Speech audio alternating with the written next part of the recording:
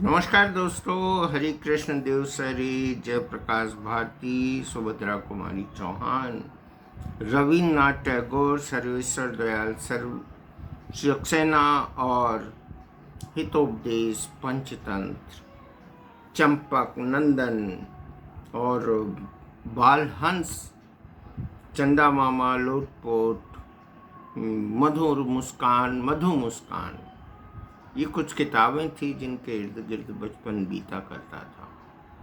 गर्मी की छुट्टियों में अक्सर हम इन्हीं किताबों के सहारे, हाँ, राजन इकबाल सीरीज़ भी याद होगी, जो मेरी आयु के लोग हैं, मुझसे थोड़ा सा बड़े भी हैं और छोटे भी हैं, उन्हें भी याद होगा। एक बाल उपन्यास हुआ करती थी, बिल्कुल पॉकेट डायरी की तरह से, बहुत छोटी सी किताबें। आप ये अनुमान लगा लीजिए कि ये जो बुक है, ये जो टेम्पलेट है, इससे लगभग आधा इतना, और बड़ा आकर्षण होता था। हम लोग अपने जेब खर्च से मिली जो रकम है उसको लाइब्रेरियों में जमा करते थे। हाँ, लेकिन एक न्यूनतम कीमत भी जमा करनी पड़ती थी उस दौर में। लेकिन आज क्या बात है कि बच्चों के लिए लिटरेचर मौजूद नहीं है। आइए जानते हैं सबसे पहले हम पलक गुप्ता से, वो क्या कहती हैं, क्यों वो नहीं पढ़ पाती हैं बच्चों की किताबें, और बच्चों की किताबें क्या मौजूद नहीं हैं। चलिए देखते हैं। नमस्कार, मैं पलक गुप्ता। मैं बाल साहित्य पढ़ना चाहती हूँ, पर मैं नहीं पढ़ पाती क्योंकि मैं इंग्लिश ज़्यादा प्रेफर कर रही हूँ। और साथ ही में अगर मैं बाल साहित्य पढ़ना भी चाहूँ तो इसकी बुक्स आसानी से कहीं पर भी अवेलेबल नहीं होती है। मैं बहुत ज़्यादा चाहती हूँ कि मैं हमारे यहाँ के बाल साहित्य को जानूँ, पर बुक्स ना होने की वजह से मेरी उसमें रुचि ही नहीं आ रही है। अब बड़े लोग क्या सोच रहे हैं? बड़े लोग जो कि साहित्यकार हैं, तो मिलते हैं हम डॉक्टर संध्या जैन श्रुति से।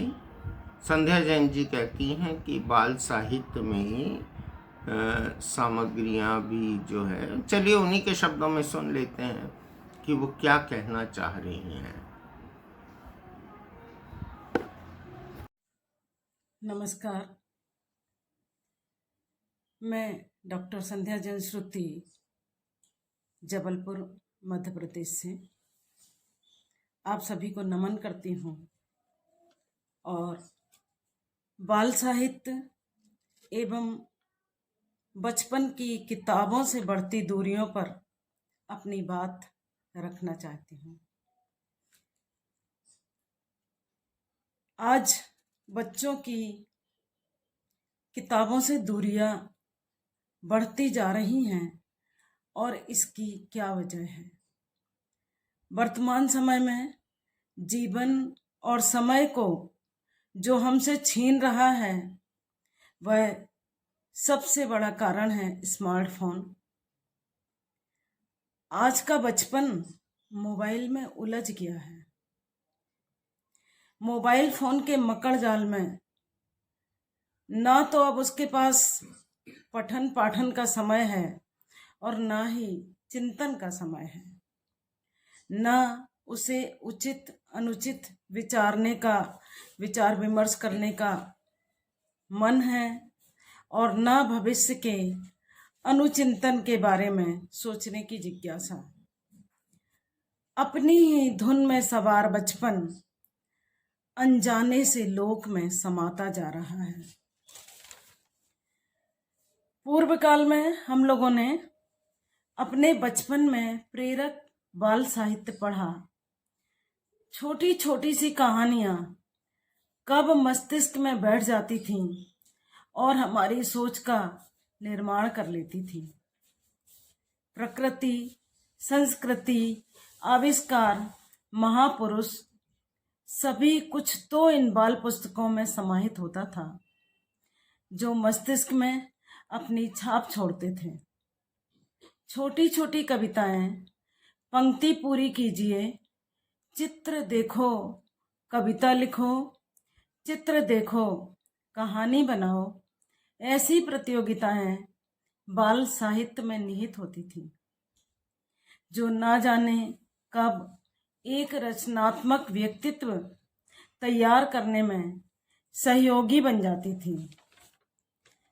शौर्य और पराक्रम की गाथाएं, वीरता की कथाएं, जातक कहानियां बचपन को दिशाबोध कराते थे और उनका आत्मबल भी बढ़ाते थे। किंतु आज का बचपन स्मार्टफोन में गुम सा हो गया है। ना स्वतंत्र चिंतन है और ना ही स्वतंत्र लेखन, ना ही आपसी सामंजस्य और तालमेल, ना ही हमारी भारतीय संस्कृति के वे संस्कार जो हमारे परिवार और समाज में हुआ करते थे। बाल साहित्य की उपयोगिता दिनों दिन कम होती जा रही है। बच्चों की पुस्तकों से और पठन से जो लगातार दूरी बढ़ी है, इसका एक कारण यह भी है कि बाल साहित्य का लेखन और प्रकाशन भी कम होने लगा है। पहले बाल भारती, बाल हंस, नंदन, चंपक, चकमक इत्यादि न जाने कितनी बाल पत्रिकाएं प्रत्येक घर में आती थी, जो बच्चों के व्यक्तित्व निर्माण में सहायक बनती थी। अब माता पिता भी इस ओर ज्यादा ध्यान नहीं देते, ना ही वे अपने बच्चों को अच्छी पुस्तकें पढ़ाने प्रेरित करते थे। अब तो जो जानना है गूगल से सर्च कर लो, पढ़ने की क्या जरूरत है। यही वजह है कि आज बच्चे किताबों और पढ़ाई से लगातार दूर होने लगे हैं। बच्चे स्मार्टफोन चलाएं, पर एक लिमिट में। प्रत्येक माता पिता को उनकी एक दिनचर्या नियमित और निश्चित कर देनी चाहिए, जिसमें 1 घंटा बाल साहित्य पठन पाठन का हो। माता पिता भी पढ़ें और उन छोटी छोटी कहानियों कविताओं पर आपस में चर्चा भी करें। अपने बच्चों को उनके जीवन निर्माण के लिए, उनके व्यक्तित्व विकास के लिए माता पिता को समय देना बहुत जरूरी है। और पुनः पूर्व की तरह अच्छे और उपयोगी बाल साहित्य का प्रकाशन भी बढ़ना चाहिए, जिससे बच्चे श्रेष्ठ नागरिक बन सकें, उनकी बहुमुखी प्रतिभा का विकास हो सके। बाल पत्रिकाओं में चित्र बनाने भी आते हैं। चित्र देखकर अपनी बात कहो, और ना जाने कितनी ऐसी रचनात्मक गतिविधियां होती हैं जो अनजाने में ही बच्चे के मस्तिष्क पर अपनी छाप छोड़ देती हैं और उनके जीवन निर्माण में भागीदारी निभा लेती हैं। मैं सभी अभिभावकों और पालकों से एक ही निवेदन करना चाहती हूँ कि आप अपने बच्चों को श्रेष्ठ साहित्य पढ़ने के लिए प्रेरित करें और उन्हें एक अच्छा नागरिक बनाएं। बहुत बहुत धन्यवाद। नमस्कार। आपने हमारी बात को सुना और समझा, इसके लिए मैं हार्दिक धन्यवाद देती हूँ। वास्तविकता तो यह है कि बच्चे अब रोबोट बन चुके हैं। कुछ बच्चे रोबोट बनने की कोशिश में हैं। बहुत सारे टास्क हैं उनके सर पर और उन्हीं टास्क के इर्द गिर्द घूमते हैं बच्चे। सबसे पहला दबाव है पेरेंट्स का कि वो बहुत अच्छे मार्क्स लेके आए।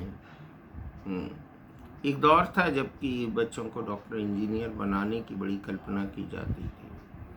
अब बाल साहित्य नहीं पढ़ने के क्या दुष्प्रभाव हो सकते हैं वो आप समझ सकते हैं। बाल साहित्य नहीं पढ़ने से आपको जो सृजनात्मकता है उसमें मौलिकता नहीं दिखेगी। अगर वो बच्चा साहित्य लिखता है आगे चल के, और वो रेफरल बुक बन जाता है बच्चा, उसकी जो अभिव्यक्ति होती है वो बड़ा होके वो केवल रेफरेंसेस तलाशते रहता है। और इन रेफरेंसेस के ज़रिए, और रेफरेंसेस सही हैं या गलत हैं इसकी पुष्टि करने वाला भी कोई नहीं होता। ये एक सबसे बड़ी समस्या है। मौलिकता के अभाव में संदर्भों को उद्धृत करना। अब जैसे हितोपदेश हम सुना करते थे, हितोपदेश विशुद्ध रूप से उस समय पंचतंत्र की कहानियाँ या हितोपदेश जो है वो बाकायदा नैतिक आचरण और नैतिक शिक्षा पे बड़ा विशेष रूप से ध्यान रखने वाली चीज़ें होती थी। उसमें वो कंटेंट डाला जाता था जिससे कि बच्चों के लिए कुछ बेहतर चीज़ें वहाँ उपलब्ध कराई जा सकें। लेकिन दुर्भाग्य वर्तमान समय का कि हिंदी साहित्य में बच्चे नहीं पढ़ पा रहे हैं क्योंकि वो हिंदी नहीं जानते हैं। मौलिक भाषा से हमारे अध्ययन को अलग रखा गया है, मौलिक भाषा में हमारे अध्ययन को अलग रखा गया है, और उसके दोषी व्यवस्था भी है और समाज तो है ही। अंग्रेज़ी एक भाषा के तौर पे पढ़ाई जानी चाहिए। अब आप उसका एक तरीका देखिए कि एक उदाहरण देखिए कि जैसे संस्कृत को हमने भूल गए। संस्कृत का अभी मैंने आज ही विज्ञापन फिर से निकाला है। मुझे संस्कृत के शिक्षक नहीं मिल रहे, मुझे संस्कृत पढ़नी है। संस्कृत पढ़ने का क्या रीज़न है, क्या कारण है?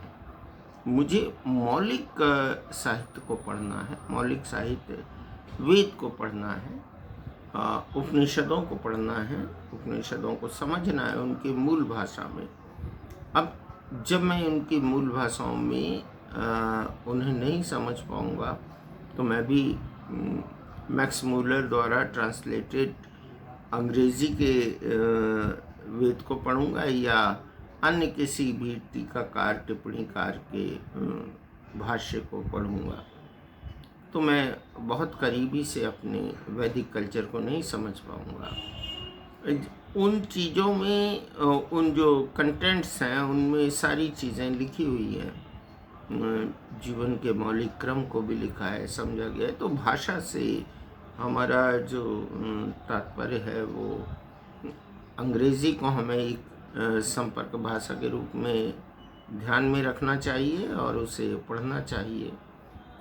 उर्दू को भी हमें एक संपर्क भाषा के रूप में पढ़ सकते, फ्रेंच पढ़ सकते हैं हम, और एक जानकारी हो भाषा की, इस तरह से हम पढ़ सकते। लेकिन अगर आपको अपने भारत को समझना है तो निश्चित तौर पे आपको हिंदी को पढ़ना ही पड़ेगा, संस्कृत को पढ़ना ही पड़ेगा।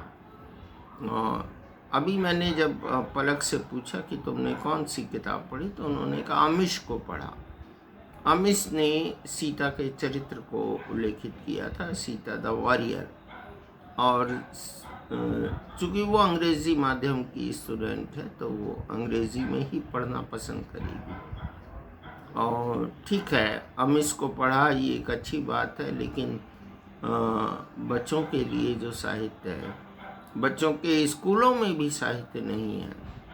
अभी हाल में मैंने कुछ किताबें 2018 और 17 में जो इकट्ठा की हैं, वो किताबें मूल रूप से हिंदी भाषा में हैं, और उसमें प्रहलाद का चरित्र, शिवाजी का चरित्र और महान शख्सियतों का चरित्र, ऐसा भी नहीं है कि सिर्फ भारतीय लोगों को हमने उसमें शामिल किया है, अंतर्राष्ट्रीय स्तर पर भी हमने काफ़ी लोगों के बारे में उसमें बात की है।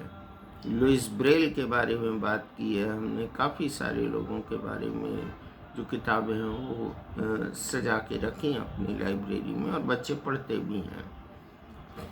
किताबों का नहीं मिलना तो मुझे आश्चर्यजनक बात लगती है। किताबें अमेज़न पे अवेलेबल हैं, लेकिन जो मुख्य मुद्दा उठाया है वो पलक ने उठाया। पलक का कहना है कि हम एक ऐसे मोड़ पे आ गए जहाँ पर हम अंग्रेजी की